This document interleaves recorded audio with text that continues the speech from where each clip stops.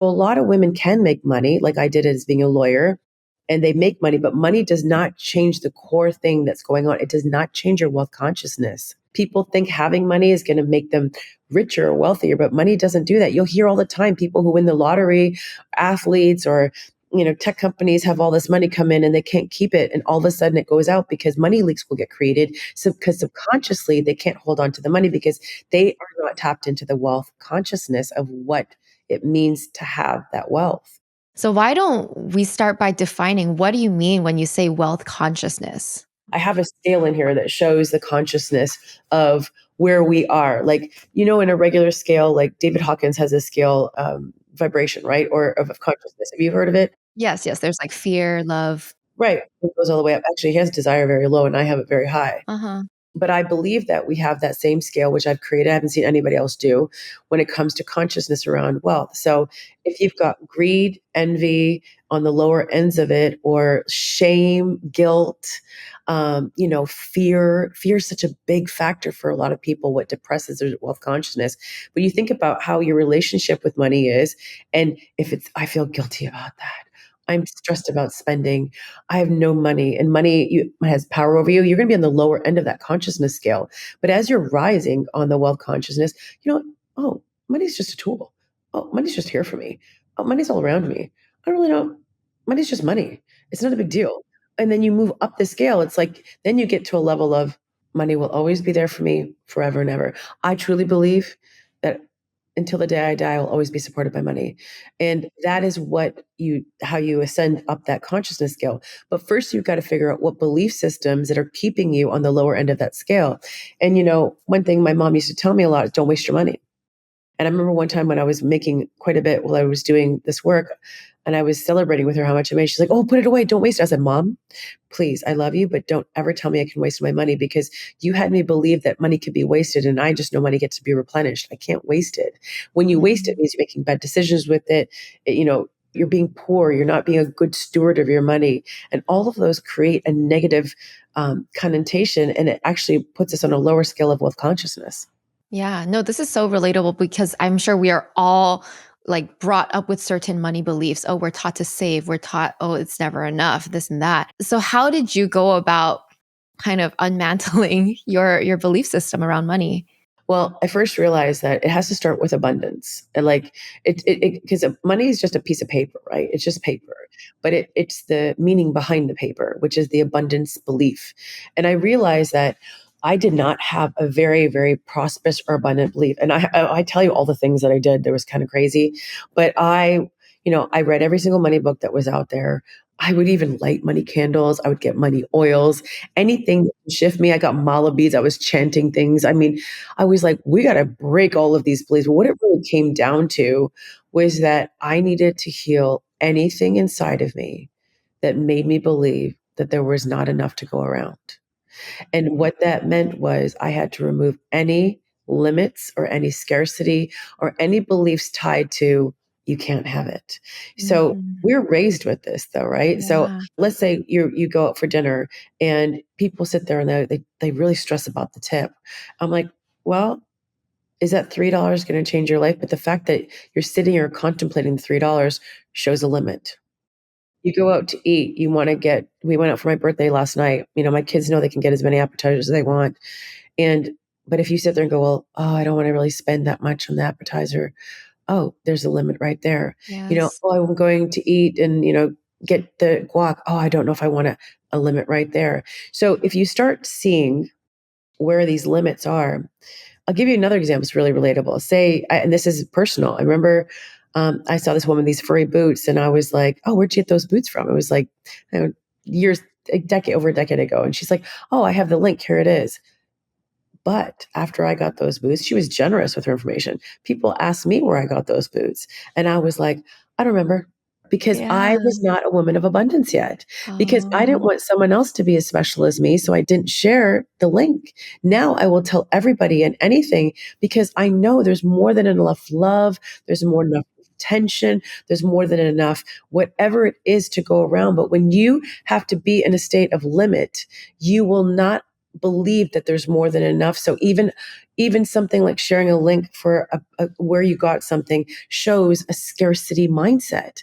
So I had to be on this mission to remove anything, Yeah. and everybody who can relate to that story, anything that would limit me. Like, you go out to eat in a restaurant. My son last night, we were at dinner, and he's like, we were talking about how he went on a trip and he ended up buying something, and he bought a bunch of seafood and he shared it with his friends, and he's like, there's this kid at camp, blah blah blah. He remembered the kid's name. He's like, I wanted some of his cotton candy, and he went and licked the whole thing and he wouldn't share it with me. And he's like, I don't understand why when people have something special or nice, they don't share it. He goes, because I share with everybody, and that's something that I've taught my children is that they're both the most generous people out there because you can have more, but if you don't first start believing that there's more. I have a saying in my business, more is coming.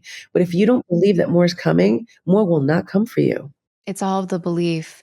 Was there like a breakthrough moment in your life where that really helped you shift this mindset and perspective? I was in business for a while, well, maybe a year or so or two with this new business. And I was shifting out of doing one on one and I was going to go to just purely group. And I remember I was on the Peloton and I was riding my bike. And this is where the saying came from. And I was really nervous about changing one on one because I was making quite a bit of money on one on one, but I knew that was not a scalable thing to do. And so I had to end my one on one, which was going to be ending reoccurring income a lot, like over six figures coming in to go all in on the group. And I remember telling myself, this is not the only way money can come into your world. You have to be able to expand into more. And as I was at Peloton, I was crying and I was saying, Shamina, more is coming. More is coming. More is coming. I had to stop believing that the only way to make money was this way, or the only way money could come in was that way. And we believe that, especially this is where people get stuck in 9 to 5s, where they only get stuck doing one offer, or they only get stuck running their business one way, is that they believe that this is the only way money's going to come in. But if when I was riding the bike, I was like, no, what more is coming? And then the next month, my income did go down, but then the month after that, my income doubled. So it's like, you know, it's being able to allow yourself to let go of that false sense of safety, which is actually keeping you limited in how much wealth you can have. And that's a big other conversation is, a lot of people think that money is when it comes in and they have it in the bank that they're safe. And a lot of us looking for money to provide that safety for us. And it's really a false sense of safety. This is why I've said money is masculine and the way we receive it's feminine, because a lot of people are looking for protection, like the masculine energy to protect, to provide, to take care of.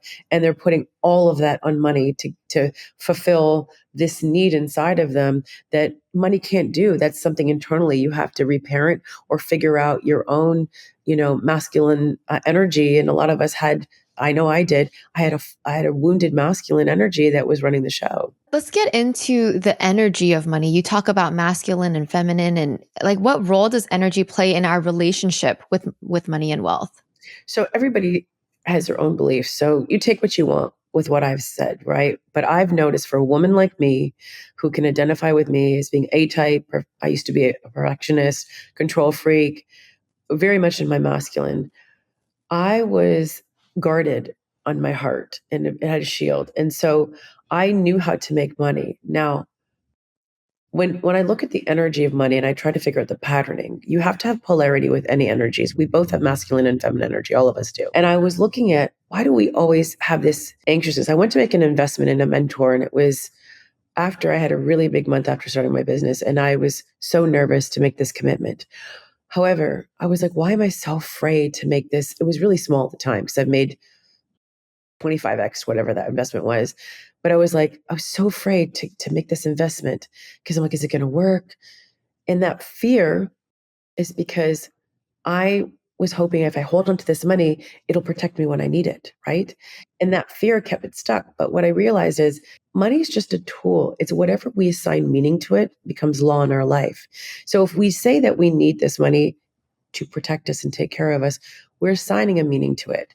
I started seeing a pattern for a lot of women who are like me in their wounded masculine, that they were looking for money to fill that empty spot inside of them that they did not get from their father or their mother's masculine. And so that's why I came up with this thing. And I've never heard anybody teach it. But when you start studying it and you learn it the way I've taught you, you're going to start understanding and breaking patterns that kept you stuck for that next income goal, right? I mean, I've helped 346 now women this week hit their highest cash months and break those income ceilings because they didn't realize that we are really stuck with this believing that money's just money, right? So I can look at a woman, if she has a healthy relationship with her father, I'll just give an example, she always had a sense of safety. She felt safe because that masculine energy from a very young age had come in to say, you're safe. She never had to go into a survival state the way I did, or maybe other women who didn't have that safety. So we created our own version of the masculine. But so we could create the money, but we just didn't know how to receive it. So when I started working on this, I'm like, I got to tap into my feminine more and learn how to receive. Like, I couldn't even receive a compliment. If someone asked to hold the Oh. groceries, I was like, no, I'm going to carry all 20 bags myself because Yeah. this is what we do when we're in this state. When people are like, do you need help? Nope, I got it. You look pretty. Oh, this old thing, and when I started tapping into the spirituality work and my feminine, that's when millions rolled in. And so Mm. I'm not a girl who says, go take a bubble bath because who has time to clean the bubble bath? I'm talking about restructuring how you receive. So money is just whatever it is. Like, but for women like us or anybody who could relate to this conversation, just ask yourself, do I feel very safe to use it? Do I feel guilty? Do I have fear around it? And if you do, you still don't have a free relationship with the masculine, which also lends over to your relationship with men. And a lot of the times, women who are in their masculine too much, they're emasculating their significant others. And then they're wondering why they're not, you know, having that type of polarity and passion that they want. It's all connected.